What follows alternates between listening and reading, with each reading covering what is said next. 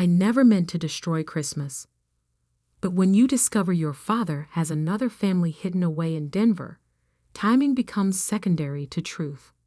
The photo sat in my laptop bag all through dinner, burning a hole in my conscience while Mom made excuses for his empty chair. Robert's flight got delayed in Denver again, she said, passing the honey-glazed ham to my sister Emma. You know how business trips are this time of year. I did know. I knew exactly how many business trips Dad had taken to Denver over the past 5 years. 78. I knew because I tracked every flight, every hotel charge, and every carefully hidden bank transfer since I started working at Morgan Stanley's forensic accounting division. The truth started with a simple database cross-reference. I was running a standard audit on corporate housing expenses when his name appeared. Robert Preston, Regional Director at Apex Technologies. 2 addresses, 2 sets of dependents, 2 lives, perfectly balanced like his accounting books. Sarah? Mom's voice pulled me back. Would you like more potatoes? I looked at her face, still beautiful at 56, carefully made up for a husband who wouldn't show until later, if he showed at all. No thanks, Mom. I'm good. Emma shot me a look across the table. She knew something was wrong. We'd always been close, despite the 3-year age gap. When Dad missed her college graduation for a critical board meeting, I was the one who held her while she cried. He'll be here by dessert, Mom announced to no one in particular. He always makes it for dessert. The Christmas tree lights twinkled in the corner, casting shadows on the family photos lining our mantel. Happy snapshots of vacations, graduations, orchestrated moments of perfect family harmony. All lies. Actually, I said, reaching for my bag, we should talk about Dad's trips to Denver. Mom's fork paused halfway to her mouth. What about them? I pulled out the folder I'd compiled. 5 years of credit card statements, property records, and school registration forms. On top lay the photo that had confirmed everything. Dad at a backyard barbecue, his arm around a blonde woman maybe 10 years younger than Mom. 3 kids, all under 12, clustered around them. Everyone smiling. Everyone home. Sarah, Emma warned, seeing my hand move toward the evidence. Maybe not now. But I was done waiting. Done watching Mom make excuses. Done pretending we didn't all feel the hollow space where a father should be.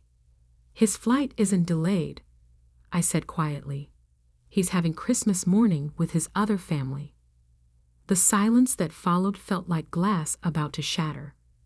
Mom's hands trembled slightly as she set down her wine glass. What are you talking about? I placed the photo on the table between the turkey and cranberry sauce. Emma's sharp intake of breath seemed to echo off the walls. Mom didn't move, didn't blink, just stared at the image of her husband's other life laid bare between the Christmas china. They live at 1542 Aspen Grove Drive. I continued, my voice steady despite the chaos in my chest. The kids are Marcus, age 11, Sophie, age 9, and Lily, age 6. Their mother's name is Jennifer. Dad bought the house 5 years ago under an LLC. Stop. Mom's voice cracked. Just stop. He's been transferring $8,000 monthly from a hidden account at First Colorado Bank. The kids attend Denver Preparatory Academy. Annual tuition is $32,000 each. Emma reached for Mom's hand, but she pulled away, still staring at the photo. How long have you known? 3 weeks, I admitted. I needed to be sure. To gather proof before. The front door opened, letting in a blast of December air and the sound of footsteps in the foyer. Dad's voice called out, cheerful and oblivious. Sorry I'm late. Denver Airport was a nightmare. He walked into the dining room, still unwinding his scarf, his cheeks red from the cold. It took him exactly 4 seconds to register the silence. 3 more to see the photo. 1 final moment for his face to drain of all color. Robert, Mom whispered, and somehow that single word carried 28 years of marriage, 2 daughters' childhoods, and 1,000 shattered promises. Dad's eyes darted between us, landing finally on me. Recognition flickered there. He knew exactly how I'd found out. "Sarah," he started, "you don't understand." "Actually, Dad," I cut him off, pulling out the rest of the folder. "I understand perfectly. Would you like me to explain it to Mom, or would you prefer to tell her yourself?" The Christmas tree lights kept twinkling, casting colored shadows across the scene like some twisted holiday tableau. Mom's hands were white-knuckled on the table edge. Emma had tears streaming down her face.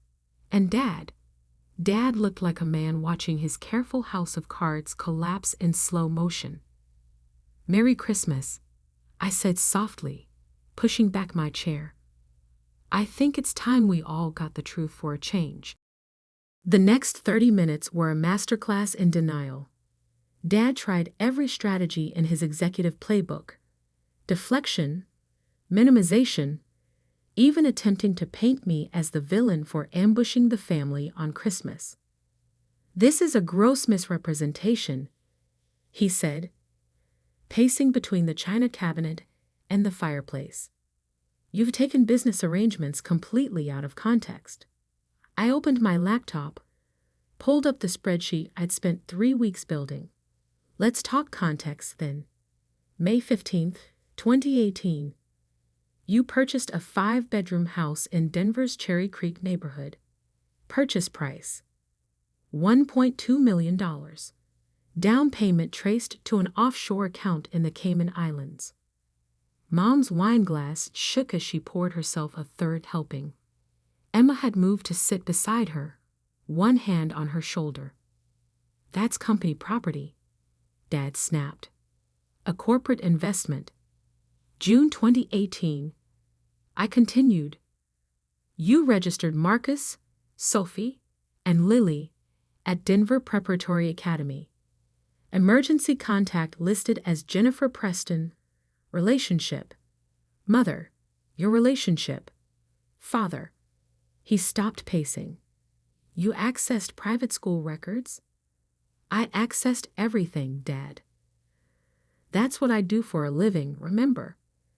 You bragged about it at Thanksgiving. How your daughter works in financial forensics at Morgan Stanley."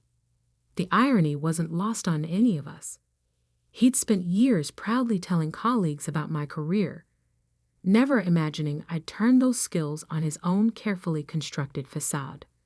Monthly expenses. I clicked to the next spreadsheet. Private school: $8,000. House payment: $6,200. Jennifer's Range Rover: $1,100. Children's activities: soccer, ballet, piano lessons: $2,400. Total monthly support: approximately $22,000. Mom stood abruptly, stumbling slightly. $22,000? While you told me we needed to cut back on property taxes, while I canceled my art classes to save money. "Linda," Dad reached for her, but she recoiled. "Don't touch me." Her voice was ice. "How long?" "Linda? How long?" Dad's shoulders sagged. 6 years. I met Jennifer at a technology conference in Vegas. Emma made a sound like she'd been punched. 6 years. She'd been a senior in high school. While she was applying to colleges, stressed about tuition, our father had been starting a second family. "The kids?" Mom whispered. "They're really yours." Dad nodded slowly. The confirmation seemed to drain what little color remained in Mom's face. I pulled up another document. I have the birth certificates. All three list you as the father. You were in the delivery room for each one. Hospital records show you listed your employer's platinum insurance as primary coverage. You used our family health insurance for them. Mom's laugh was hollow. Of course you did. Why not? What's one more lie? I hadn't planned to show them everything tonight. But seeing Dad still trying to squirm out of the truth made something snap inside me. I clicked one final time, bringing up the email archive. September 2020. I read. From you to Jennifer. My love, another boring dinner with the old family. Wish I was there with you and our beautiful children instead. You're my real life. The rest is just obligation. The silence that followed was absolute. Even the Christmas tree lights seemed to dim. There are hundreds more, I said quietly. Every missed birthday, every canceled weekend, every time you told Mom you were stuck at the office. You were with them, your real family. Dad sank into his chair, head in his hands. The carefully groomed executive facade crumbled, leaving just a man who'd finally run out of lies. Emma spoke for the first time since the revelation. The house in Cape Cod, the one you said we couldn't afford to keep. Did that money go to them too? I nodded. He sold it in 2021. The proceeds were transferred to a trust fund for Marcus, Sophie, and Lily. Our summer house? Mom's voice cracked. Where we spent every August since the girls were babies. That house? I had obligations, Dad muttered. Financial commitments. To your real family, I finished. We remember. Mom stood again, steadier this time. She walked to the mantel, picked up our last family photo, taken at Emma's college graduation. Dad had left immediately after, claiming a red-eye flight to London. Where were you really that night? She asked. After Emma's graduation? Dad wouldn't meet her eyes. I pulled up the travel records. Sophie's dance recital. You flew to Denver on the 9:40 p.m. United flight. Mom set the photo face down. Get out. Linda, please. Get out. Each word was precisely enunciated, sharp as icicles. Take your obligations and your real family and get out of my house. Dad looked around desperately, but found no allies. Emma was crying silently. I sat behind my laptop, evidence of his betrayal glowing on screen. Mom had already turned away, staring out the window at the falling snow. He stood slowly, retrieved his coat and scarf. At the dining room doorway, he paused. Sarah, he said, you had no right. Actually, I cut him off. I had every right. And there's more you should know about those offshore accounts. But I think that conversation should happen with the forensic auditors present. He paled again, turned, and fled. The front door closed with a final click. In the sudden quiet, Mom whispered, Show me everything. So I did. The days after Christmas unfolded like a financial thriller. Once Mom gave me permission to show everything, the true scope of Dad's deception emerged. I brought in my colleague Marcus from Morgan Stanley's forensic team, and we transformed our dining room into an investigation headquarters. Your father was clever, Marcus said, spreading documents across the table where Christmas dinner had imploded just days ago. But he made classic mistakes, got sloppy with the timing of transfers, started mixing personal and corporate accounts. Mom sat rigidly in her chair, absorbing each new revelation. The diamond tennis bracelet Dad gave her last anniversary, purchased the same day he bought Jennifer a Range Rover. The business trip to Paris. Hotel records showed 2 rooms, one under family Preston. What's this? Emma pointed to a recurring transfer pattern. College funds, I explained. He's been moving $5,000 monthly into 529 plans for each of the Denver kids. Meanwhile, Emma, remember when he said he couldn't contribute to your graduate school applications? Emma's face hardened, because it would build character to do it on my own.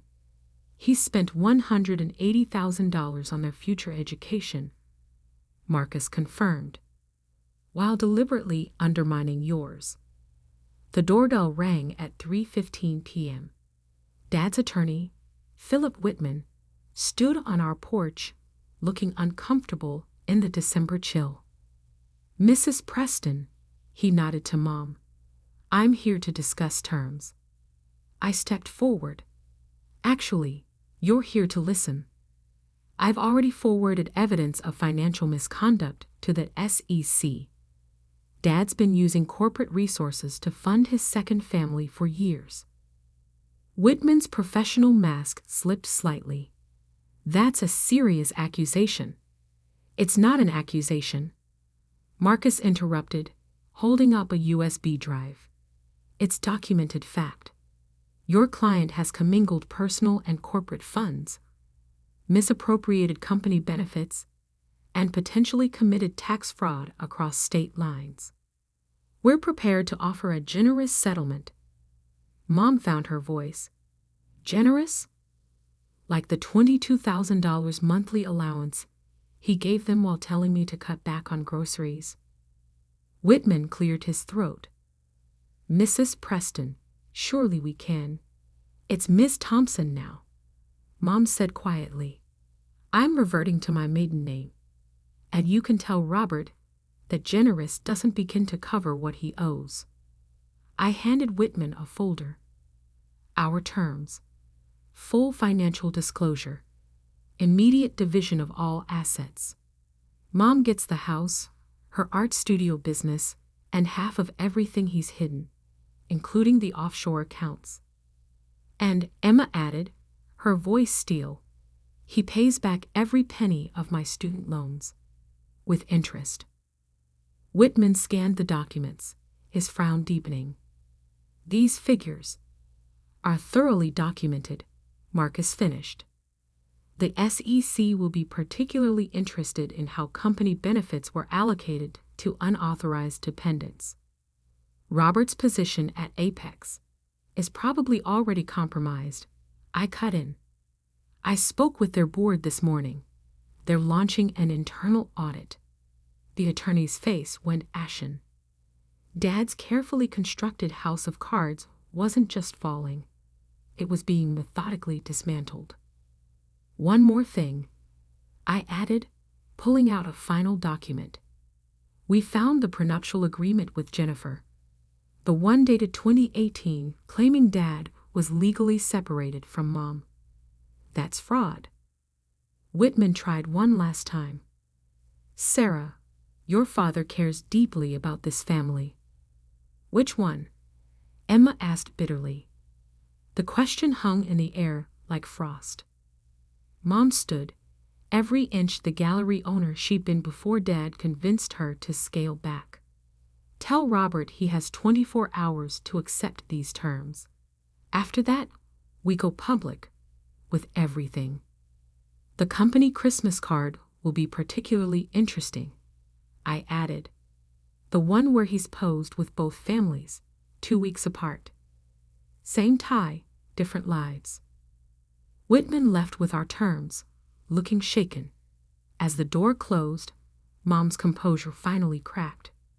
She sank onto the sofa, tears flowing freely. All those years, she whispered. All those empty chairs at dinner. Missing recitals. Canceled anniversaries. He was just with them? I sat beside her, took her hand. He's going to pay for every empty chair, Mom. Every missed moment. Emma joined us, her analyst mind still processing. The Cape Cod house, can we get it back? Marcus, packing up his files, paused. It's actually still on the market. The Denver family never moved in. Too far from their lives, I guess. Mom wiped her eyes, straightened her spine. Then that's the first thing. We're getting our summer house back.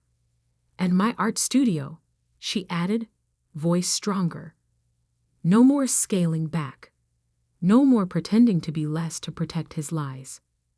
The Christmas tree still stood in the corner, but it didn't seem to mock us anymore. The empty space where Dad's presence had been felt less like loss and more like freedom. My phone buzzed. A text from Dad.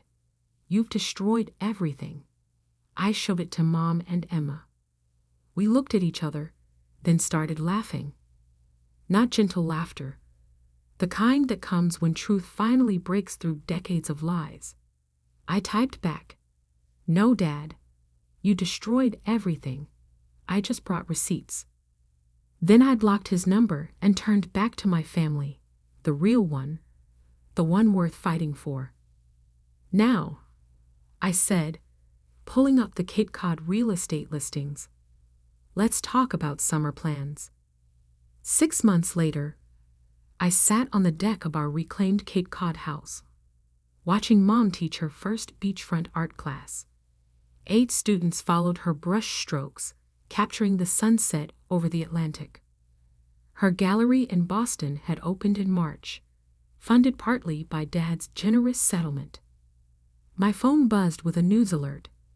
Apex Technologies announces leadership changes amid financial investigation.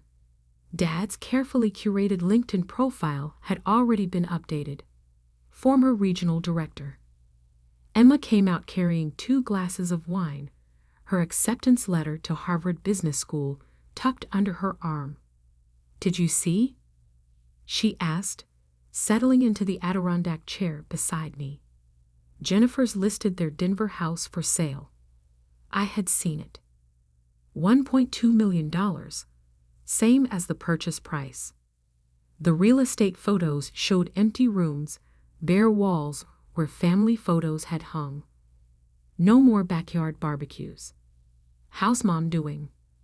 Emma nodded toward the art class. "Better. The therapist says she's processing it all remarkably well. The gallery helps. Being able to create again, to have her own income, it's given her back her power." We watched as Mom demonstrated a technique for capturing light on water. Her laugh carried across the beach, genuine and free. No more forced smiles at empty chairs. The settlement had been comprehensive, thanks to Marcus's meticulous documentation and the SEC's keen interest in Dad's creative accounting. Mom got the house, half of all assets, including those carefully hidden offshore accounts, and a substantial monthly support structure that dwarfed what he'd been sending to Denver. Emma's student loans were paid in full, with enough left over to fund her Harvard dreams. "The irony," she said, sipping her wine, "is that Dad's character building actually worked, just not the way he intended." My phone buzzed again, a text from Marcus. "Final audit complete. Your father's severance package was denied. Board cited ethical breaches and fiduciary violations." I showed Emma the message. She smiled grimly. No golden parachute. Not even a bronze one. The last time we'd seen Dad was at the settlement signing. He'd aged decades in 6 months, his executive polish replaced by desperate exhaustion. Jennifer had already moved out, taking the kids to her parents' house in Minnesota. Turns out a secret second family is less appealing when the secret and the money disappear. "Miss Thompson?" One of Mom's art students approached our deck. "Your mother's work is incredible." We had no idea she was the same Linda Thompson from the Boston Gallery. Mom's first show had sold out opening night. Critics praised her raw emotional depth and fearless exploration of betrayal and renewal. The centerpiece, a massive canvas titled "Just Business," featured a man casting multiple shadows, each one darker than the last. It hung in the gallery's front window, visible from Dad's daily commute route. Speaking of business, Emma said after the student left, "Have you looked at the trust fund documents?" I had. Dad's real family had their own settlement to navigate. The Denver house proceeds would be split between all 5 children: Marcus, Sophie, Lily, Emma, and me. Equal distribution, the lawyers called it. Blood is blood, Emma mused, even when it's poisoned. Mom's class wrapped up as the sun melted into the horizon. She joined us on the deck, paint on her hands and peace in her eyes. "Good session?" I asked, pouring her a glass of wine. "The best yet." She settled into her chair, kicked off her sandals. "I'm thinking of making it a weekly series. Sunset and Secrets, 2 on the nose."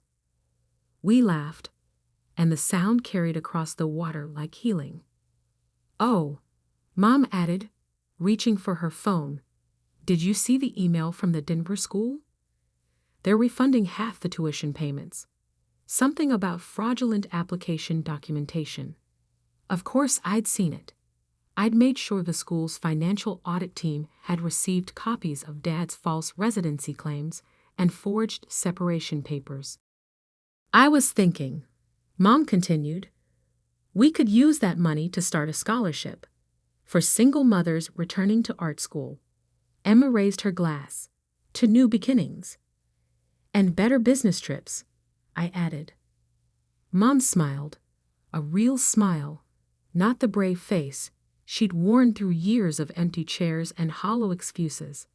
"To truth," she said simply. "However it finds us." Later that night, as Emma and I cleaned up the art supplies, we found Mom's latest work in progress. A small canvas, still wet. 3 women on a beach, backs to a setting sun, faces turned toward tomorrow. My phone buzzed one final time. Dad's new number, not yet blocked. "The Denver house isn't selling, I don't suppose." I deleted it without responding. Some business trips, I've learned, are better left unfinished. Instead, I texted Marcus, "Cape Cod this weekend?" Mom's teaching sunset portraits.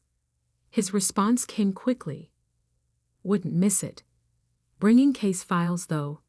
SEC has questions about similar patterns at other firms." I smiled, looking out at the ocean where Mom and Emma were walking along the shore, their shadows long and single in the fading light. Sometimes the best revenge isn't destruction, it's reconstruction. Building something stronger from the broken pieces, creating art from ashes, and learning that family isn't about shared DNA or hollow excuses. It's about who stays when the truth comes out.